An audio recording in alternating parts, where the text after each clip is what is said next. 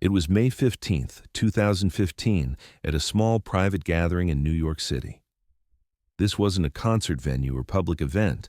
This was an intimate evening for a music education charity. Only 150 people in attendance, mostly musicians, old friends, and major donors. The atmosphere was warm, surprisingly relaxed. Leonard Cohen had just wrapped his celebrated Old Ideas World Tour and was preparing to release Can't Forget, a souvenir of the grand tour, in a few days. This rare private performance was a thank you to supporters, personal and quiet. The evening had been beautiful. Cohen had performed several songs on an old upright piano, his deep voice filling the small room with that familiar gravity. The audience was captivated. Among those in attendance was Bob Dylan. Dylan sat in the back corner, trying to stay invisible. He wore his usual, dark clothes, pulled-down cap, sunglasses even though they were indoors. He'd been friends with Cohen for over 50 years, surviving the same folk music revival, watching each other navigate fame and obscurity and back again. This wasn't about publicity. This was about old friends supporting something they believed in. As Cohen finished his final song, the room erupted in applause. He stood, took a small bow, and began talking with the audience in that careful, measured way he had. He was telling a story about the song he'd just played, choosing each word with precision. Then his eyes landed on Dylan in the back corner. "Bob," Cohen said, his voice carrying across the small room, "Bob Dylan is here tonight." The room turned to look. Dylan raised one hand slightly, acknowledging, clearly not wanting attention. But Cohen continued. "Bob, why don't you come up here? Play us something." Dylan shook his head once, firm but not unfriendly. Cohen smiled gently. "Come on, just one song, for old times." The audience began encouraging him, not loudly, but with that polite insistence that's harder to refuse than demands. Dylan still didn't move. But then Cohen said something that changed everything. "Bob," Cohen said quietly, "I'd really like to hear you play. Please." There was something in Cohen's voice, not performance, not charm, something else, something urgent underneath the politeness. Dylan stood up slowly and walked to the front. The room applauded softly as he approached. Cohen stepped aside from the piano, gesturing for Dylan to sit. Dylan sat down. His hands hovered over the keys for a moment. Then he began to play. The song was simple, just a folk melody, nothing famous, nothing anyone recognized. His fingers moved across the keys with deliberate care, not virtuosic, just honest. He played for maybe 30 seconds. Then he stopped, looked up at Cohen, said nothing. The room was completely silent. Cohen stood there, about 6 feet from the piano, and something in his face had changed. The careful composure was cracking. Dylan just sat there, waiting, still silent. Cohen opened his mouth to speak, closed it. His hands were shaking slightly. The audience didn't understand what was happening, but they could feel it, something significant shifting in the room. Finally, Cohen spoke, his voice barely above a whisper. "That's the shape of it." Dylan nodded once, still said nothing. Cohen's eyes filled with tears. "The feeling of it," Cohen continued, almost to himself. "How did you—" Dylan's expression didn't change. He just looked at Cohen, steady, patient. And then Leonard Cohen, one of the most controlled performers in music history, broke down completely. To understand what happened in that room, you have to go back to Montreal, 1955. Leonard Cohen was 21 years old, studying literature at McGill University. His mother, Masha, had been sick for months, cancer, though they didn't talk about it openly in those days. One afternoon, Leonard came home from classes to find his mother at the kitchen table, crying. Not the quiet, dignified crying he'd seen before. Real grief, the kind that comes from knowing time is short. He sat down next to her. "Mom, what is it?" She shook her head, unable to speak for a moment. Then, "I just realized I'm never going to hear you play piano again." Leonard was confused. "Mom, I don't play piano. I never learned." "I know," Masha said, wiping her eyes. "That's what I mean. When you were little, 4, maybe 5, you used to sit at my mother's old piano and just play.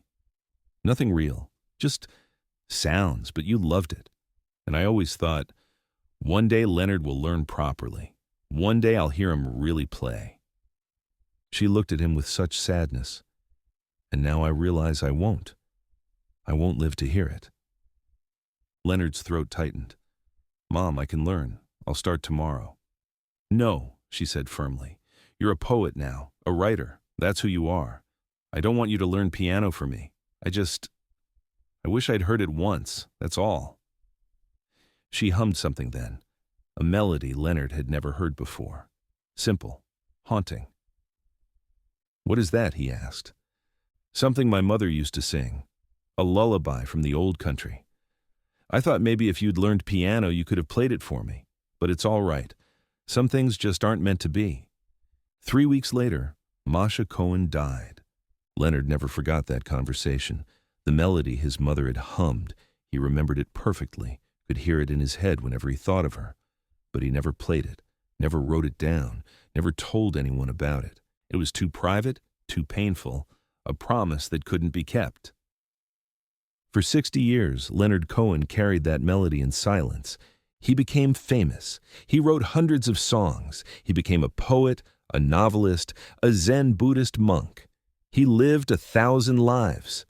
But he never played his mother's lullaby, never even tried to recreate it until Bob Dylan played something that brought it all back in 2015. As Cohen stood there crying, Dylan finally spoke. His voice was quiet, barely audible. Your mother sang it to you, Dylan said. Not a question, a statement. Cohen nodded, unable to speak. And you never played it, Dylan continued. Cohen shook his head. Dylan stood up from the piano, walked over to Cohen, put one hand on his shoulder. She heard it, Dylan said simply. Cohen looked up at him, tears streaming down his face. How could you possibly know? Dylan was quiet for a moment. Then, I didn't. Cohen blinked, confused. I just played, Dylan said. Whatever came. And you heard what you needed to hear. The room was absolutely still. No one moved. No one breathed. Cohen stared at Dylan, something shifting in his expression, from confusion to understanding to something like wonder. You mean you didn't? Cohen started. No, Dylan said. I just played. But you heard her. That's what matters. Cohen sat down heavily in the nearest chair, his whole body shaking. Dylan sat down next to him, said nothing more. Just sat there. The audience remained frozen, witnessing something they didn't fully understand but could feel was sacred. After several minutes, Cohen finally spoke, his voice hoarse. When my mother was dying, he said to the room, not looking at anyone in particular, she told me she wished she'd heard me play piano. I never learned. I was a poet, not a musician, not yet. And she died without hearing it. He paused, wiping his eyes. She hummed me a melody, a lullaby from her childhood. I've carried it for 60 years, never played it, never even tried. It was hers. And she was gone. Cohen looked at Dylan. And then Bob played something. I don't know what it was, but I heard the shape of it, the feeling of it, the same sorrow, the same tenderness. Dylan shook his head slowly. Wasn't the same melody. No, Cohen agreed quietly, but it was the same grief. Dylan nodded once, said nothing more. Cohen stared at him for a long moment, then something in his face softened. You're saying I heard what I needed to hear. I'm saying your mother's been with you the whole time, Dylan said. You just needed permission to listen. The evening ended not with more performances, but with quiet conversations. People approached Cohen not for autographs, but to share their own stories about parents, about promises, about grief carried in silence. Dylan slipped out early, as he always did. No goodbyes, just gone. 3 days later, on May 12, 2015, Leonard Cohen released Can't Forget, a souvenir of the grand tour. The lullaby was not on the album, It was never released. Some things Cohen believed were not meant to be shared, only carried. But in private conversations with close friends in the months that followed, Cohen would say, "Bob Dylan has a gift, not for playing what's written, for playing what needs to be played. He doesn't perform music, he creates space for it to exist."